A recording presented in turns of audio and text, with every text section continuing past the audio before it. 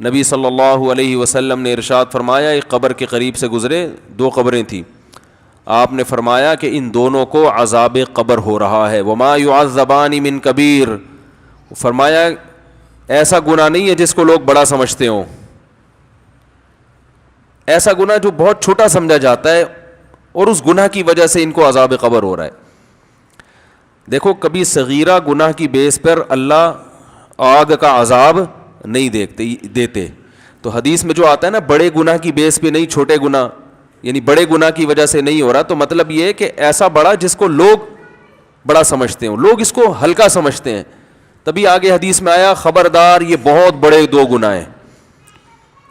تو بعض دفعہ ہم کسی گناہ کو ہلکا سمجھتے ہیں لیکن اللہ کی نظر میں وہ گناہ بڑا ہوتا ہے۔ ہم بڑا سمجھتے ہیں زنا کو، یقیناً یہ بڑا گناہ ہے، ہم بڑا سمجھتے ہیں شراب کو، یہ یقیناً بہت بڑا گناہ ہے، ہم بڑا سمجھتے ہیں قتل کرنے کو، یقیناً بہت بڑا گناہ ہے، نماز قضا کرنا بہت بڑا گناہ ہے، شرک کرنا، والدین کو اذیت پہنچانا، لیکن کچھ گناہ ایسے ہیں جو ہیں تو بڑے مگر سمجھے جاتے ہیں چھوٹے۔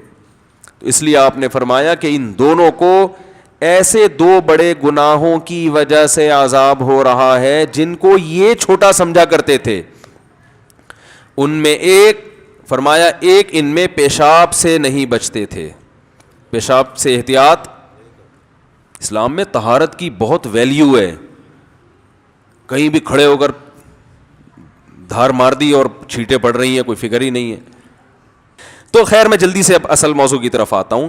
رسول اللہ صلی اللہ علیہ وسلم نے ارشاد فرمایا کہ ان کو جو ایک شخص کو عذاب کیوں ہو رہا ہے؟ پیشاب سے بے احتیاطی کی وجہ سے۔ تو اس لیے کہ اسلام طہارت میں بہت حریص ہے، اندر کی صفائی بھی اور باہر کی صفائی بھی۔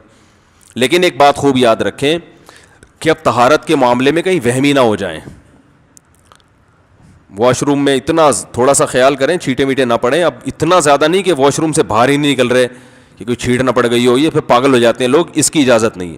حضرت زین العابدین کا نام سنا ہوگا آپ نے، بہت بڑے بزرگ گزرے ہیں،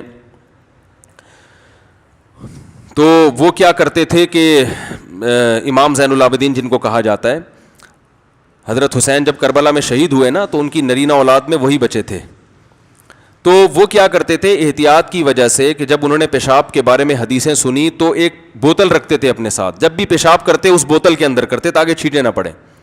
پھر لوگوں نے ان کو منع کیا، پھر انہوں نے خود یہ عمل چھوڑ دیا، انہوں نے فرمایا کہ جو مجھ سے بہتر تھے محمد صلی اللہ علیہ وسلم، انہوں نے جب اتنی زیادہ احتیاط نہیں کی ہے، وہ بھی نارمل کہیں بھی آپ صلی اللہ علیہ وسلم جب پیشاب فرمایا کرتے تھے نرم جگہ تلاش کرتے تھے، بس اتنی احتیاط کیا ہے کافی ہے۔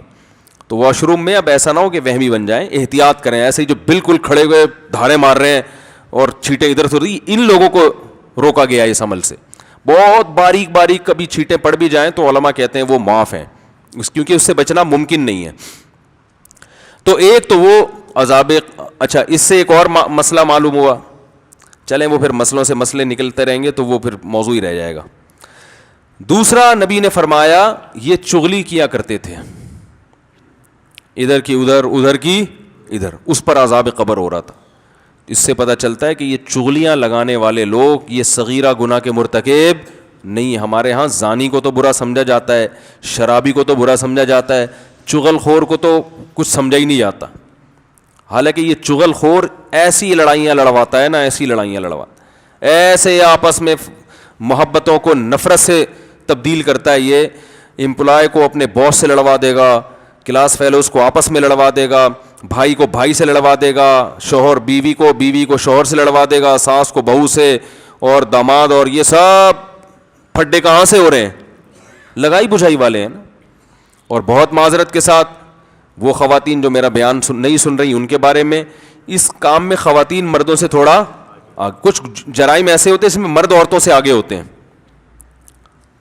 بھائی، زنا میں اور یہ جو بے حیائی کے کام ہے نا، یہ مردوں میں عورتوں کی نسبت زیادہ ہیں، بد اخلاقی والا عنصر بھی۔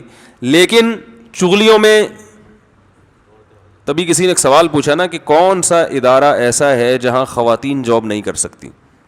اس نے کہا فائر بریگیڈیئر۔ کیوں بھائی؟ وجہ اس کی یہ کہ بھائی ان کا کام آگ لگانا ہے، آگ بجھانا، بھائی میں پہلے بتا دوں, الٹے سیدھے کمنٹس آنا شروع ہوتے ہیں یوٹیوب پہ. جو خواتین یوٹیوب پہ فیس بک پہ بیان سن رہی ہیں ان کو میں نے کہا ہی نہیں ہے, آپ کو کہا ہی نہیں, آپ کے علاوہ کی بات ہے. تو اب پھر ہمیں یوں کہہ رہا, آپ کو کہہ ہی نہیں تھا, میں آپ کے علاوہ کو کہہ رہا ہوں. تو گھروں میں لڑائیاں کون لڑوا رہی ہے؟ نندے جٹھانیاں کرتی ہیں نا یہ کام. تو چغل خور, قرآن کیا کہتا ہے, حدیث کیا کہتی ہے, یہ صغیرہ گناہ نہیں ہے. اس لیے خواتین سے ہاتھ جوڑ کے کہتا ہوں اپنے گھروں میں آگ نہ لگاؤ, اپنے بھائی کو بھابھی کے خلاف نہ ورغلاؤ, بھابھیوں کو شوہر کے خلاف نہ ورغلاؤ, بہو کو ساس کے خلاف نہ ورغلاؤ.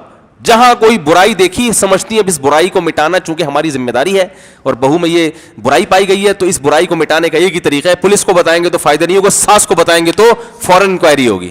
ڈائریکٹ جا کے کس کو رپورٹ کراتی ہیں؟ ساس. پولیس کو بتا دو, خدا کی قسم اتنا بڑا مسئلہ نہیں, ساس کو بتا دیا تو بس وہ تو پہلی جلی بھنی بیٹھی ہوئی ہے.